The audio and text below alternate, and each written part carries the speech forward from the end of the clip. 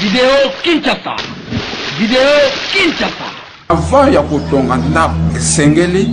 ingénieur to architecte akende sur le terrain kwa to benga ngo prospection et étude du terrain okoyeba configuration ya terrain za ndenge nini tambo kosala étude du terrain étude du terrain ekodétermine yo fondation oyo okotia na esika wana po toza na bamba belebele tambo so omona baterrain marécage mai tout ça okoyeba fondation nini okosala na terrain wana mai place mosusu okomona zelo sable wana ekodétermine yo fondation nini okotia na place wana ba place mosusu okomona terre jaune boma wana eza très important mutu asala na étude du terrain mpona kodétermine fondation ya kotia na kati ya solo wana mpona kosala mpe étude wana tozwaka mingi échantillon ya mabele okende yango na laboratoire détermine biso oyo esengi tosala wana ndenge nalobi fondation nini tokosala fondation ya béton fondation ya moellon donc sorte parce que ndako esimamaka na fondation fondation ifeza la respecter ba norme ya terrain ifeza la respecter ba norme ya construction ifeza la respecter à partir ya étude du terrain pour permettre biso d'établir ce plan dans domaine de construction donc tozana batu oyo basalaka mosala construction tozana ba architecte tozana ba ingénieur tozana ba ingénieur conducteur de travaux donc un architecte tango étude de salami tango bosolina maître de l'ouvrage de mokolo thérapie yo ba idée na mosala na eloko alinga tonga place wana après architecte a établir plan na ye ici après yango na bureau d'études chez les ingénieurs pour na ko sala calcul ya structure anda fondation ti ndako ekosilela bazui plan wana akenango sur les chantiers la sali implantation. Parce que l'architecte n'est pas toujours sur les chantiers, normalement. Les ingénieurs aussi,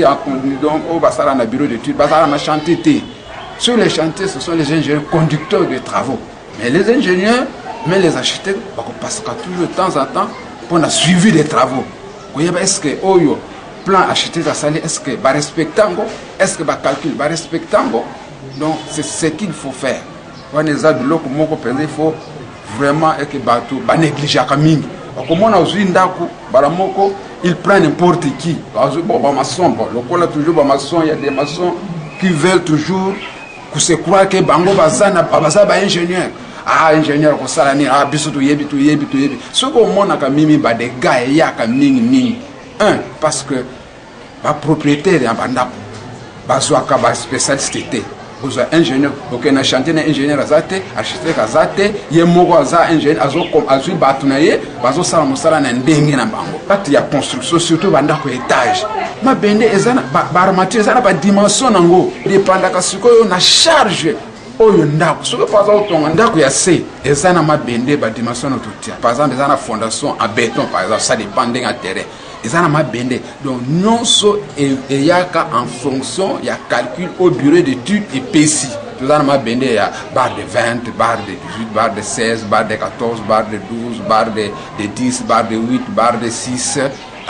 donc mais non so wana ezana mabende esalaka mosala ndako mais ça dépend ya ndako ça dépend ya ouvrage oyo salama pe ba calculer pesami na bureau d'études à part mabende tozano to bengi béton donc ndako etonga makana na mabende na béton